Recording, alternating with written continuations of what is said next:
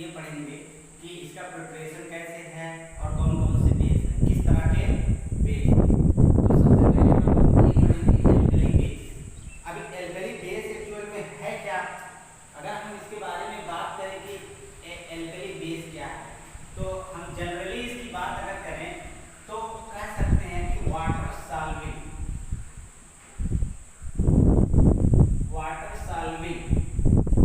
Base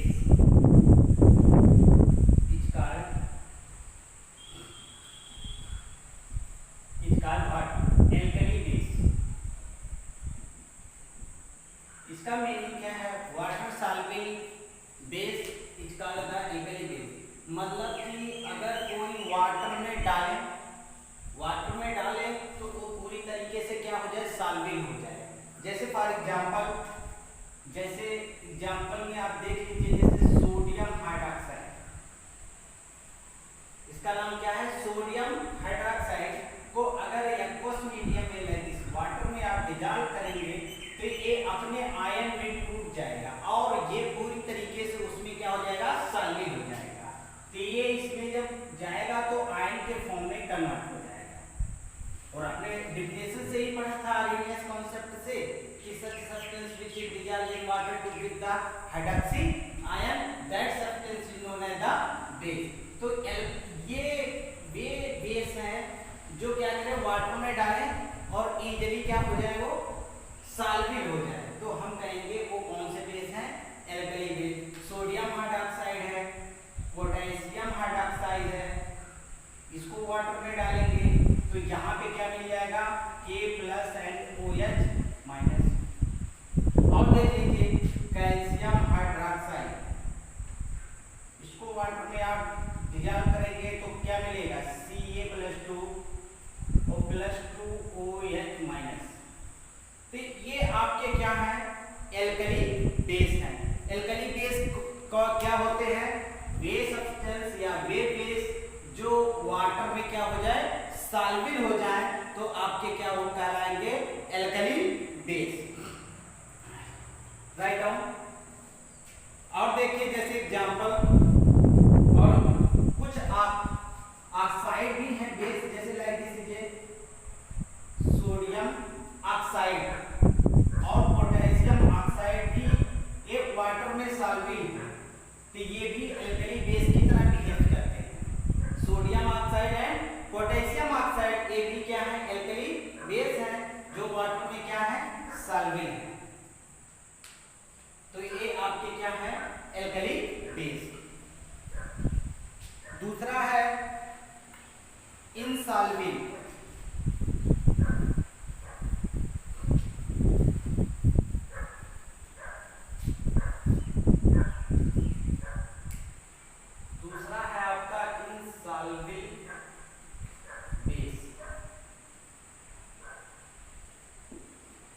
अब इनसॉल्वेबल base क्या है कि अगर हम बात करें such base which is insoluble in water is called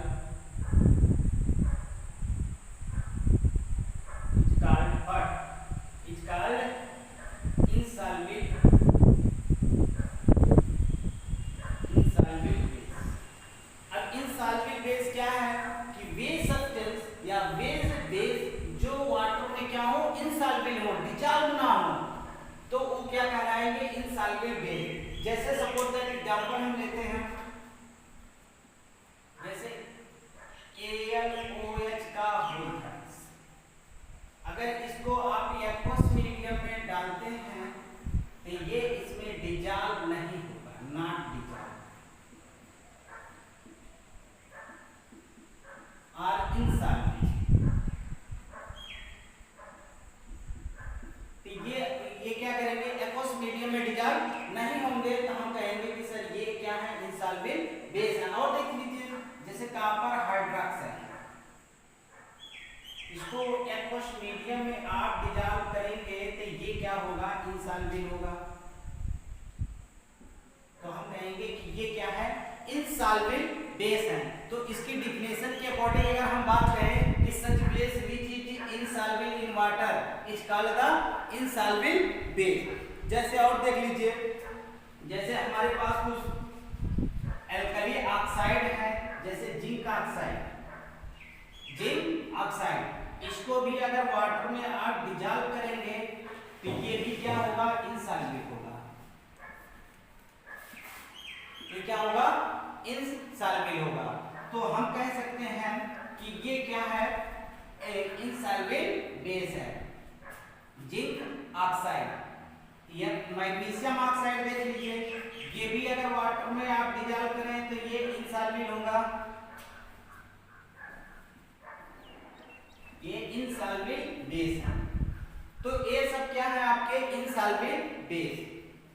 तो वे ऐसे बेस जो वाटर में क्या हो, इनसॉल्वेबल हो, तो उसे हम बोलते हैं इनसॉल्वेबल base. Write down.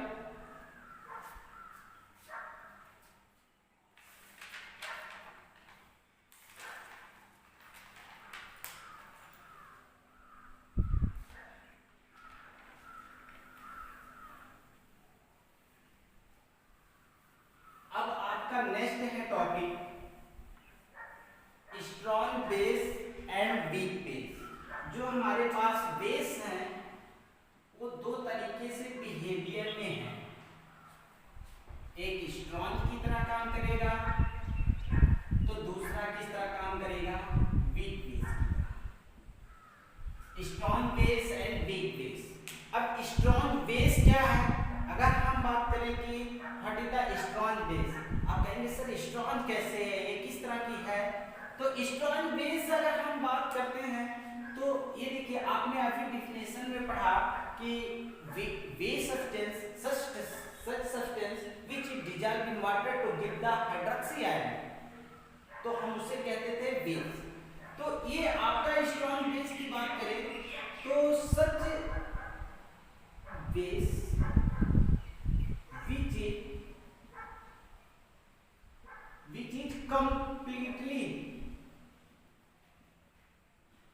which is completely dissolved or dissociate to OH ion or hydroxy ion, that base is called what, strong base। अगर हम स्ट्रॉन्ग बेस की बात करें, ऐसे बेस जो वाटर में पूरी तरीके से कंप्लीटली डिसॉल्व हो। कंप्लीटली डिसॉल्व का मतलब है कि जब ये वाटर में डाले तो जितने उसके OH ग्रुप है, OH आयन है, वो फर्दर क्या कर जाए, स्प्लिट कर जाए, डिकम्पोज कर जाए या डिसोसिएट हो जाए।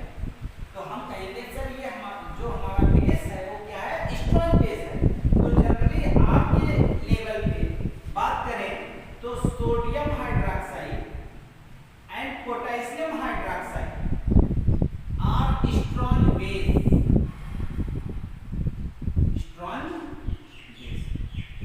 तो जो आपके सोडियम हाइड्रोक्साइड और पोटेशियम हाइड्रोक्साइड हैं वो क्या है, स्ट्रॉन्ग बेस।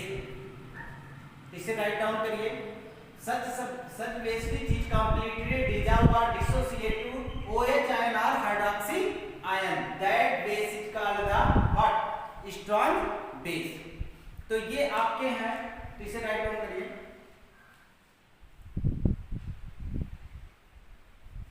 नेक्स्ट आपका है वीक बेस। बस ऐसे रखकर weak base.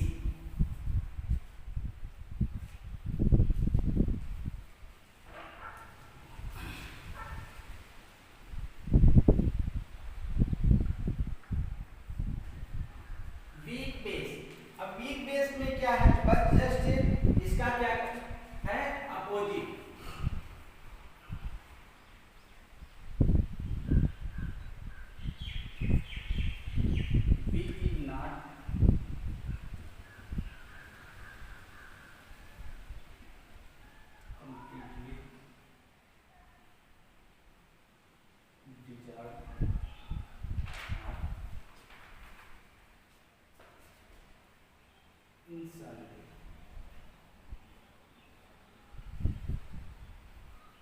completely insoluble.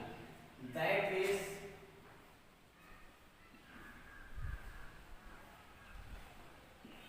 called what? Weak base. Weak base क्या है कि अगर हम ऐसे बेस उसको वाटर में डालें और वो कंप्लीटली क्या करे, डिजॉल्व ना हो, तो उसे हम क्या बोलेंगे, वीक बेस। अब जैसे फॉर एग्जांपल अगर हम बात करें MgOH का टॉस, MgOH का टॉस, मैग्नीशियम हाइड्रोक्साइड, ये वाटर में कंप्लीटली डिजॉल्व नहीं होता है, तो हम कहेंगे कि ये आपका क्या है, वीक बेस है। दूसरा ले लीजिए कॉपर हाइड्रोक्साइड, ये भी क्या है आपका वीक बेस की तरह काम करेंगे। Aluminium hydroxide, sorry aluminium try hydroxide, ये भी आपका क्या है, वीक बेस है। ये आपकी क्या है, वीक बेस है। तो ऐसे बेस जो वाटर में क्या हो, कंप्लीटली डिजॉल्व ना हो, तो ऐसे बेस को हम क्या बोलते हैं, वीक बेस।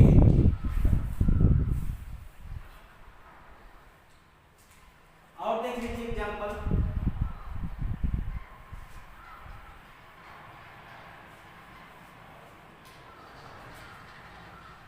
जैसे आयरन हाइड्रोक्साइड, FeOH का ट्वाइस and FeOH का whole thrice, both are insoluble, are completely not dissolved in water, so it is a weak base।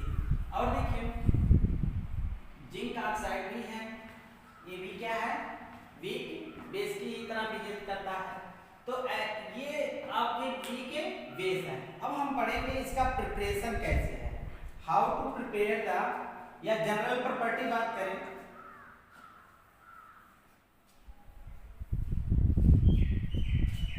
इसका प्रिपरेशन कैसे करेंगे, how to prepare, preparation of base, इसका preparation कैसे करेंगे। अब देखिए अगर इसके प्रिपरेशन की हम बात करें, how to prepare the base, तो अलग अलग है, तो अलग अलग इसका प्रिपरेशन है, तो हम जनरल कुछ बात करेंगे जो आपके पेपर में पूछता है। तो यहाँ पे देखिए हम लोगों ने एक उसमें कॉम्बिनेशन रिएक्शन में भी पढ़ा था, तो उसी के हेल्प लेकर के थोड़ी सी हम बात करेंगे। जैसे अगर हम सोडियम हाइड्रोक्साइड की बात करें, सॉरी सोडियम ऑक्साइड की बात करें, सोडियम ऑक्साइड, पोटेशियम ऑक्साइड और आपका मैग्नीशियम ऑक्साइड, ये हमारे पास है सोडियम ऑक्साइड, पोटेशियम ऑक्साइड और मैग्नीशियम ऑक्साइड। इसको क्या करना है आपको, वाटर में डिजॉल्व कर देना है, वाटर में डिजॉल्व कर देना है। अब देखिए आपका अगर सोडियम ऑक्साइड को वाटर में डिजॉल्व करेंगे तो क्या होगा, देखिए क्या बनने वाला, आइडिया लगाइए आप, क्या बनेगा, कौन सा बेस बनने वाला है, बताइए। यहां पे क्या बन जाएगा, NaOH, इसका नाम क्या होगा, सोडियम हाइड्रोक्साइड, सोडियम हाइड्रोक्साइड।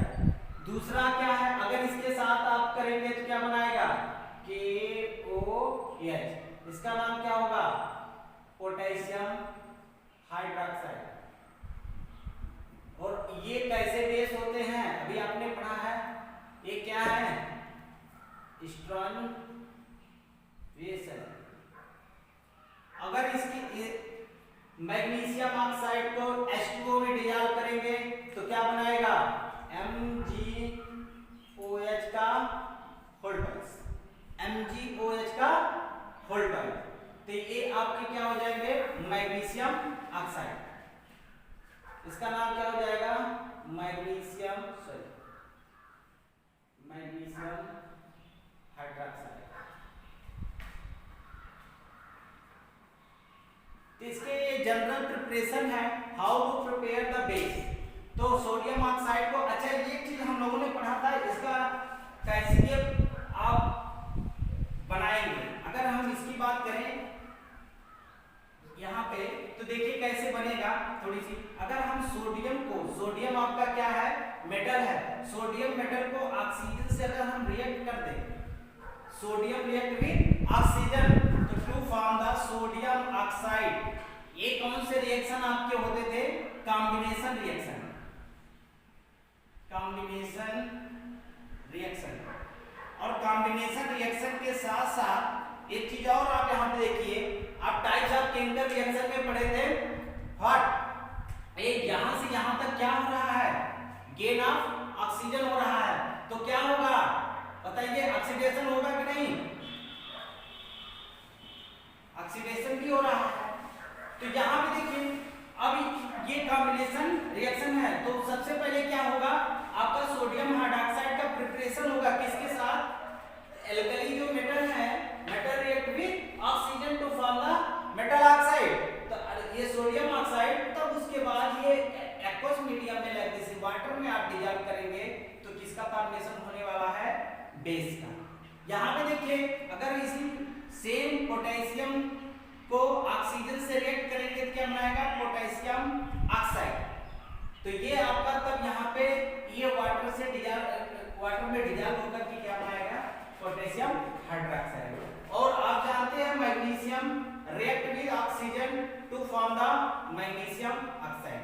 अच्छा, बैलेंस करने के लिए आपने खूब अच्छे से प्रिपेयर कर लिए हैं, तो चलिए अच्छा बैलेंस कर ले। कुछ लोग सोच रहे होंगे सर तो बैलेंस ही नहीं कर रहे हैं, तो यहाँ पे देखिए बैलेंस कर लीजिए, तो यहाँ पे क्या हो जाएगा, 2 से मल्टीप्लाई हो जाएगा, 2 से, देख लीजिए भाई, 2 से नहीं होगा। यहाँ पे मान लो अगर 2 से आप करते हैं तो 2 ऑक्सीजन यहाँ 4 से हो जाएगा, क्वांटिटी कितना देखिए, 2 2 जा 4, ऑक्सीजन 2 हो गया, बैलेंस है, लेकिन सोडियम यहाँ पे कितना हो जाएगा, 4, ये आपका हो गया बैलेंस। यहाँ पे देख लीजिए सेम वैसे ही कंडीशन है, यहाँ पे आप 2 से मल्टीप्लाई करेंगे तो यहाँ से क्या करना पड़ेगा, 4 से।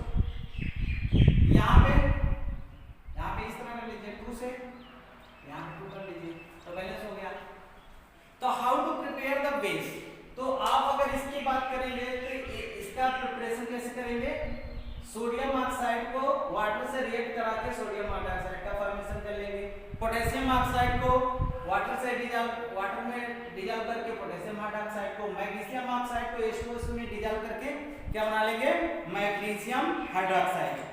एक और देख लीजिए यहीं पे कैल्शियम ऑक्साइड को, इसका भी H2O में डिसॉल्व करेंगे तो क्या बना लेगा, कैल्शियम हाइड्रोक्साइड। अच्छा, ये इतना अच्छे से प्रिपरेशन अच्छे से नहीं हो पाता है, जबकि इसका इजीली हो जाता है। तो ये आपका क्या है, base, sorry calcium hydroxide, write down. एक चीज और जानिए कि ये कोल्ड वाटर में आसानी से हो जाता है, कोल्ड वाटर, ठंडे पानी से, कोल्ड वाटर से आसानी से क्या करता है, हो जाता है, रिएक्शन क्या करता है, कोल्ड वाटर से हो जाता है, ये फॉर्मेशन हो जाता है, आप राइट डाउन।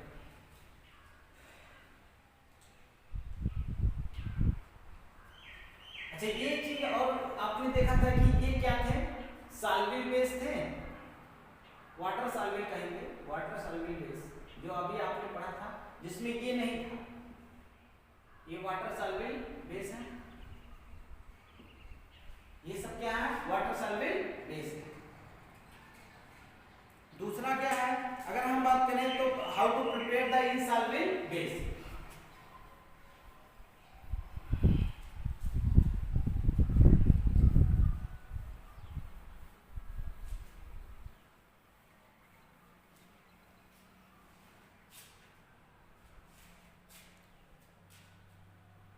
अब देखिए अगर हम इनसॉल्वेबल बेस के बारे में चर्चा करें,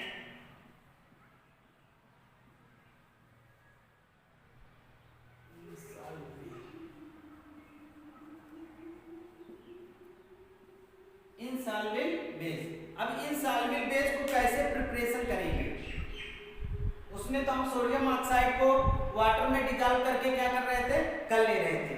इसमें क्या करना है, इसमें क्या करना है, साल्विल साल्ट को लेना है, साल्विल साल्ट और एल्कली बेस। तो आपको क्या मिल जाएगा, इनसॉल्युबल बेस। अब इनसॉल्युबल बेस को बनाने के लिए आपको क्या क्या रिक्वायरमेंट है, what the component required for an insoluble base, the two component are required for insoluble base like this is soluble salt and alkali base. अच्छा, इसमें बेस भी जरूरी है, तभी आपको क्या मिल जाएगा, तभी क्या मिलेगा, इनसॉल्युबल बेस। तो हमें सॉल्युबल साल्ट चाहिए और क्या चाहिए, एल्कली बेस। एल्कली बेस अभी आप लोगों ने क्या पढ़ा, देखिए जैसे मान लीजिए हमने सॉल्युबल साल्ट के ले ली, अब जनरली जानते हैं सॉल्युबल साल्ट कौन कौन से होते हैं, अभी साल्ट के बारे में फिलहाल पढ़े नहीं है, तो सॉल्युबल साल्ट कौन से जो आपको जनरली यूज करते हैं, बताइए सॉल्युबल साल्ट कौन सा ले, चलिए देखिए हम ले लेते हैं। देखिए यहाँ पे हम क्या करेंगे, जिंक नाइट्रेट ले लेंगे और आपका जिंक नाइट्रेट क्या है, सॉल्युबल साल्ट है, और ये क्या आपका है, एल्कली बेस है। अब ये सॉल्युबल साल्ट क्या करेगा, इस बेस के साथ रिएक्ट करके क्या बनाएगा, इनसॉल्युबल बेस। क्या बनाने वाला है, जिंक हाइड्रोक्साइड, जिंक हाइड्रोक्साइड। और क्या बनाने वाला है, बताइए, ये इसको क्या करेगा, यहां से सोचिए, दिमाग लगाइए, ये इसको sodium is more reactive than zinc, तो यहां से क्या करेगा, इसे डिस्प्लेस कर देगा, तो यहां पे क्या बन जाएगा, NaNO3 सोडियम नाइट्रेट। तो ये आपका जिंक नाइट्रेट को सोडियम हाइड्रोक्साइड से रिएक्ट कराएंगे तो जिंक हाइड्रोक्साइड मिल जाएगा, क्या मिल जाएगा, जिंक हाइड्रोक्साइड,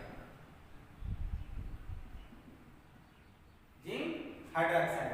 तो सॉल्युबल साल्ट को एल्कली बेस के साथ हमने रिएक्ट करा दिया, तो आपको मिल गया क्या, दूसरा क्या है, कॉपर नाइट्रेट, CuNO3 का होल्डर, इसको एल्कली बेस के साथ रिएक्ट करा दीजिए, तो आपको क्या मिलने वाला है, देखिए CuOH का होल्टोइस और क्या मिल जाएगा, NaNO3 सोडियम नाइट्रेट। ये क्या है, कॉपर हाइड्रोक्साइड, जो क्या है आपका क्या, इनसॉल्युबल साल्ट है। तो ये जनरल इसका प्रिपरेशन है। एक और देख लीजिए, आयरन के साथ, आयरन नाइट्रेट के साथ,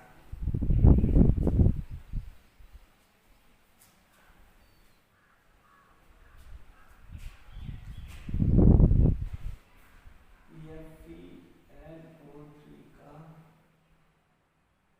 होल्डर्स, और यहां से क्या ले लें,